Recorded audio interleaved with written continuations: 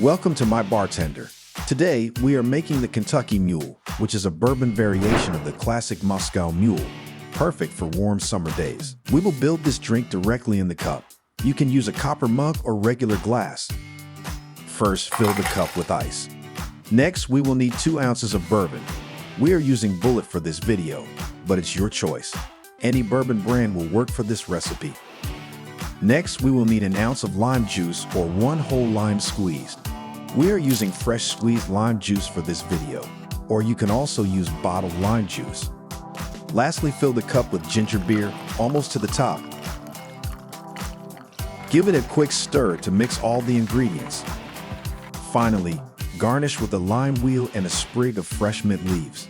Give the mint a slap to release the oils and aromas. And there it is, your Kentucky Mule bourbon cocktail.